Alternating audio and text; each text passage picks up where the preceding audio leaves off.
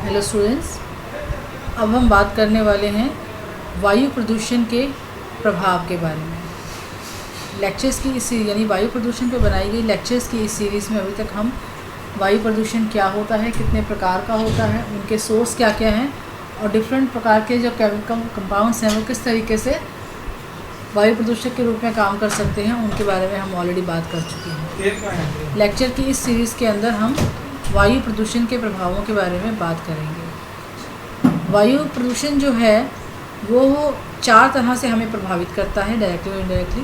पहला है मानव स्वास्थ्य पर पड़ने वाला प्रभाव, दूसरा वनस्पति पर प्रभाव, तीसरा जीव जंतुओं पर प्रभाव और चौथा वायुमंडल या जलवायु के ऊपर पड़ने वाला प्रभाव। अब हम एक एक करके इन सभी प्रभावों के बारे में बात करने वाले हैं। सबसे पहले हम बात करते हैं मानव स्वास्थ्य पर पड़ने वाला इसका जो प्रभाव है उसके बारे में। तो अगर हम ह्यूमन की बात करें, मनुष्य की बात करें, तो सबसे ज़्यादा जो डायरेक्ट इफेक्ट पड़ता है वो पड़ता है रेस्पिरेटरी सिस्टम के ऊपर। रेस्पिरेटरी सिस्टम से संबंधित अलग अलग बीमारियां जो हैं, ब्रोंकाइटिस, बिलिनोसिस, गले का दर्द, pneumonia, lung cancer, heart disease, diabetes, emphysema, ये सारी की सारी बीमारियां जो हैं वो कहीं ना कहीं एयर पोल्यूशन के कारण ही मनुष्य को होती हैं।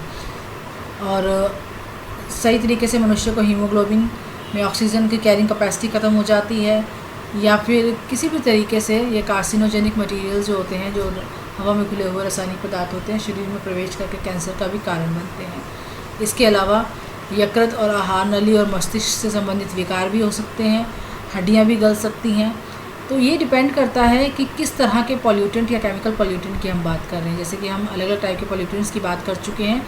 कुछ पॉल्यूशंस जो होते हैं, पॉल्यूटेंट मटेरियल्स जो होते हैं, वो स्किन डिजीज़ का, एलर्जी का कारण बनते हैं, कुछ लंग्स से रिलेटेड डिजीज़ का कारण बनते हैं, कुछ कार्डियोवैस्कुलर डिजीज़ का कारण बनते हैं। तो अलग अलग जो प्रकार के पॉल्यूटेंट्स हैं वो ह्यूमन पर बहुत तरह के मल्टीपल इम्पैक्ट्स जो हैं वो डालते हैं। नेक्स्ट आता है वनस्पति पर प्रभाव।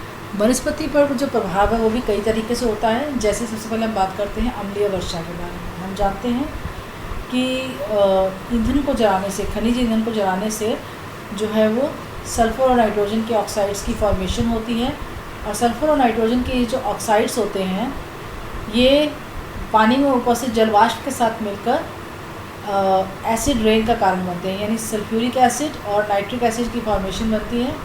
और इनके कारण जो है जो अम्लीय वर्षा के रूप में ये पृथ्वी तक पहुंचते हैं। तो जब ये एसिड रेन प्लांट्स के ऊपर गिरती है या प्लांट्स के ऊपर आती है तो जिसके कारण जो है वो गलने लगते हैं, उनके ऊपर काफ़ी ज़्यादा नुकसानदायक प्रभाव जो है वो पड़ता है। पेड़ पौधे जो है गलने लगते हैं एसिड की ज़्यादा मात्रा के कारण। उनकी जो फोटोसिंथेसिस की क्षमता है उस पर नेगेटिव इम्पैक्ट आता है।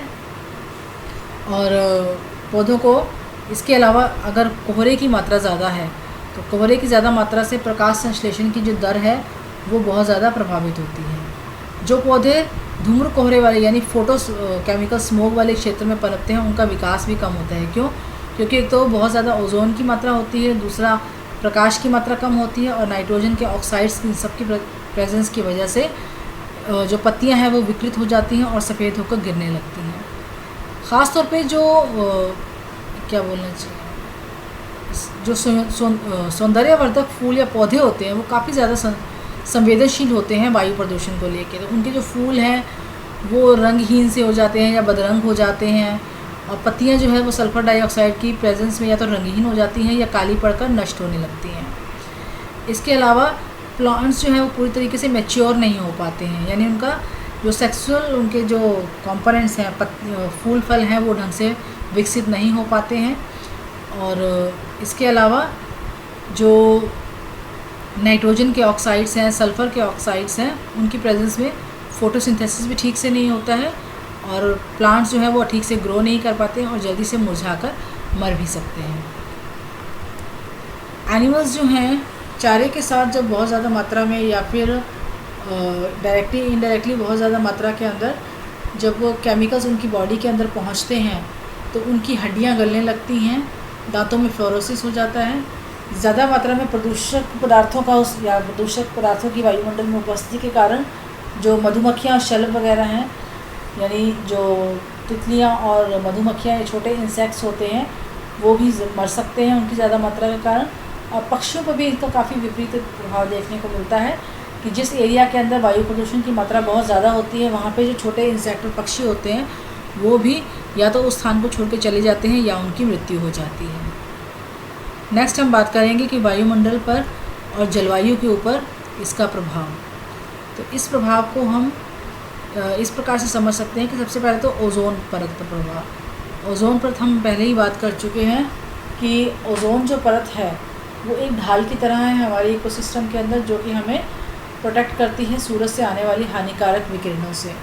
तो अगर ये परत जो है क्लोरोफ्लोरोकार्बन की मात्रा CFC की मात्रा बहुत ज़्यादा हो तो वो ओजोन के साथ रिएक्ट करके ओजोन की परत में छेद कर देते हैं या उस परत को विरल कर देते हैं, जिससे कि ज़्यादा मात्रा में जो UV रेडिएशन है वो पृथ्वी तक आती है और जिसके कारण कैंसर, श्वास संबंधित रोग, अल्सर और मोतियाबिंद जैसे रोग जो है वो मनुष्य में हो सकते हैं।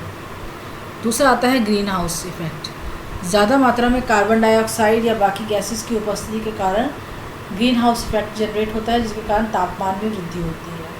पृथ्वी के तापमान में वृद्धि के कारण कई तरीके की प्राकृतिक विपदाएँ, आंधियाँ और तूफान आते हैं।